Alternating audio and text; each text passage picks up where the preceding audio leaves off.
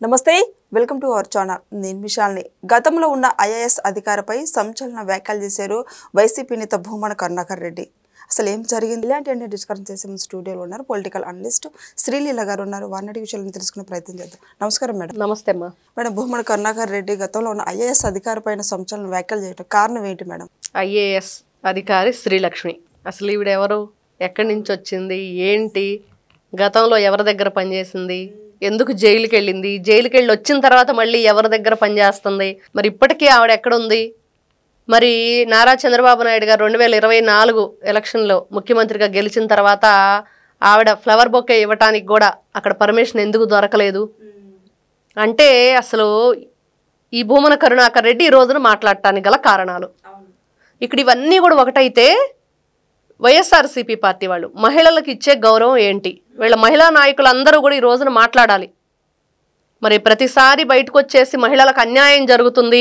పవన్ కళ్యాణ్ గారు మాట్లాడట్లేదు నారా చంద్రబాబు నాయుడు గారు మాట్లాడట్లేదు లోకేష్ గారు మాట్లాడట్లేదు కూటమికి మహిళలను గౌరవించడం చేత కాదు అని అంటున్నారు కదా మీకు చేతనవుతుందా మరి ఇప్పుడు భూమన కరుణాకర్ రెడ్డి ఎవరు వైఎస్ఆర్సీపీ పార్టీ నాయకుడే కదా తిరుమల తిరుపతి దేవస్థానం గతంలో ఆయన చైర్మన్గా చేశారు ఎమ్మెల్యే అక్కడ ఎమ్మెల్యేగా చేశారు గతంలో మరి అట్లాంటి వ్యక్తి ఒక మహిళల్ని అందులో శ్రీలక్ష్మి గారు ఐఏఎస్ అధికారిని మరి అట్లాంటి ఆవిడ్ని వీళ్ళు ఎంత నీచాతినిచ్చి చీరలు కూడా ఏంట్రా బాబోయ్ అసలు మహిళలు కట్టుకునే చీరలు వాళ్ళు వేసుకునే జడలు ఈ వెంట్రుక భాష ఆవిడ విగ్గులు పెట్టుకునిద్ది ఈయన కొనిచ్చాడా 11 విగ్గులు అంటున్నాడు ఈ 11 గోలేంటో మళ్ళీ వైఎస్ఆర్సీపీ పార్టీ వాళ్ళకి ఆ 11 విగ్గులు 11 మంది ఎమ్మెల్యేలు స్పాన్సర్ చేశారని ఈయన బాధ లేకపోతే ఈయన స్పాన్సర్ చేయలేకపోయానని నేను బాధ లేకపోతే ఈయనకు కూడా ఏదైనా ఒక విగ్గు వీలేదని బాధ ఏంటి భూమన కరుణాకర్ రెడ్డి బాధ అసలు మహిళ కట్టుకునే చీరల గురించి తనకెందుకు ఆవిడ విగ్గుల గురించి నిజంగా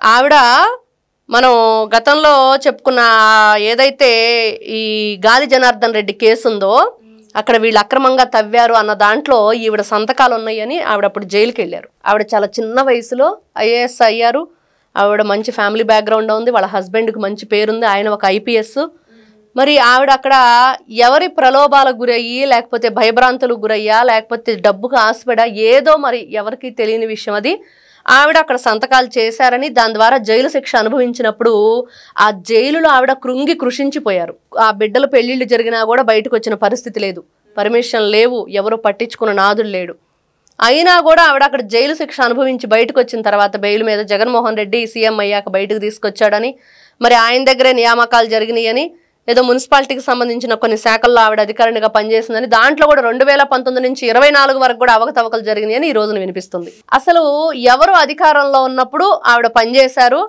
ఎవరు అధికారంలో ఉన్నప్పుడు ఆవిడ జైలుకి వెళ్ళారు ఎవరు అధికారంలో ఉన్నప్పుడు అక్రమ ఆస్తుల కేసుల్లో ఎంతమంది మీద ఎన్ని కేసులు ఉన్నాయి మరి భూమన కరుణాకర్ రెడ్డికి అసలు వినిపించట్లేదా కనిపించట్లేదా ఆలోచించలేరా అంటే నోటికి ఏదొస్తే అది అనేయటం మహిళ అనే గౌరవం లేకుండా మాట్లాడేయటం ఆవిడ పెట్టుకునే విగ్గుల గురించి కట్టుకునే చీరల గురించి మరి ఈయన బాధ ఏంటి అంటే భగవంతుని పట్ల వాళ్ళకి ఎటువంటి గౌరవ మర్యాద లేవు మహిళల పట్ల లేవు అంటే భయం భక్తి లాంటివి ఏమీ లేని వ్యక్తులు వీళ్ళు ఈ రోజున కనిపిస్తున్నారు అంటే ఇంత దిగజారిపోయి మాట్లాడటం అవసరమా అంటే మొన్న చూస్తేనేమో అంబటి రాంబాబు రోజాని తిడితే తిట్టండి జగన్ గారినను మరి భారతిరెడ్డి గారిని అంటే మేము ఒప్పుకోమని అంటున్నాడు రోజాని తిడితే తిట్టండి అని ఆయన ఈయనేమో డైరెక్ట్గా ఇంకా ఐఏఎస్ ఆఫీసరు శ్రీలక్ష్మి గారిని తిట్టేయటం ఎలా అంటే అలా మాట్లాడేయటం ఆవిడ దగ్గర అంత ఖరీదైన ఎక్కడి నుంచి వచ్చినాయి అంటే మరి రాజశేఖర్ రెడ్డి గారు సంతకాలు పెట్టించుకున్నప్పుడు ఇచ్చిన డబ్బుల వల్లే ఆవిడ కొనుక్కుందా మరి జగన్మోహన్ రెడ్డి అక్రమంగా ఆస్తుల సంపాదనలో ఆవిడ సంతకాలు ఉంటేనే ఆవిడ కొనుక్కుందా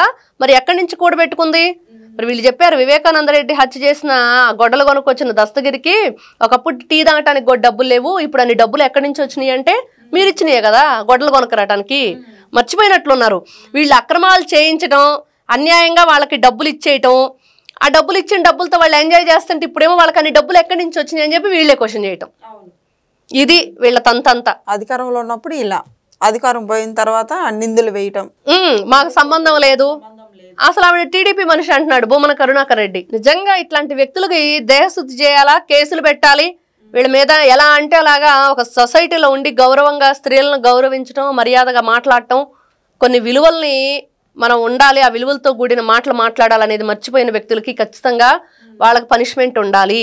అంటే ఆవిడ అన్యాయంగా అక్రమంగా మీకు తెలుసు ఏ విధంగా సంపాదించిందో. ఈ రోజున ఆవిడ మీద కక్ష కట్టడానికి ఏంటి కారణం? ఏదో జరిగింది, ఏదో జరగబోతుంది ఆవిడ, అందుకనే ఈ రోజున దూరం పెడుతున్నాడు. మరి ఈయన మాట్లాడమని స్క్రిప్ట్ ఎవరు ఇచ్చారు? మరి జగన్మోహన్ రెడ్డి మాట్లాడమన్నాడా? సజ్జల రామకృష్ణారెడ్డి మాట్లాడమన్నాడా? వైఎస్ భారతిరెడ్డి మాట్లాడమందా? మరి సాక్షి ఛానల్ నుంచి వీళ్ళ స్క్రిప్ట్ వస్తాయని గతంలో కూడా పోసాని కృష్ణమురళి చెప్పాడు. అలాగే ఏదైనా స్క్రిప్ట్ ఇస్తే చదవమంటే చదివాడా?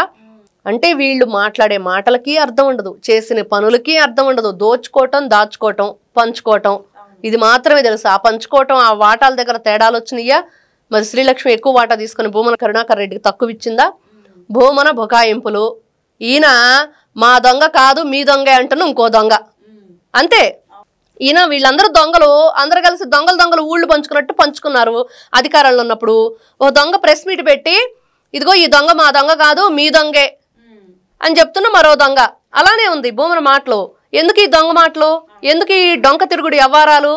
ఎందుకు ఇవన్నీ కూడా? ఎవరిని మీరు ప్రలోభాలకు గురి చేద్దామని, ఎవరిని నమ్మిద్దామని ఇలాంటి అబద్ధాలు చెప్పి?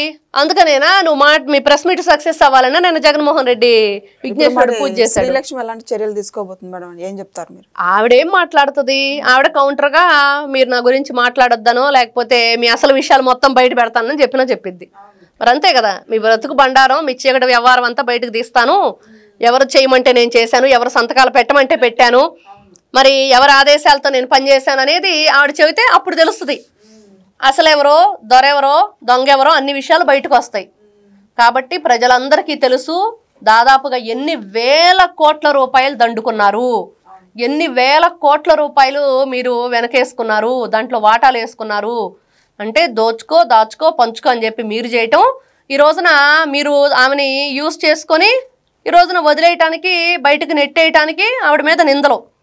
ఆల్రెడీ గాలి జనార్దన్ రెడ్డి సంబంధించిన ఆ కేసులో ఆవిడ మరి కోర్టుల చుట్టూ తిరుగుతుంది. ఆవిడ దాన్ని ఇంకా కేసు కొట్టేయలేదు. సబితా ఇంద్రారెడ్డి మీద కేసు కొట్టేశారు, ఆయనకేమో జైలు శిక్ష వేసి గాలి జనార్దన్ రెడ్డికి మళ్ళా బెయిల్ మీద బయటకు వచ్చారు.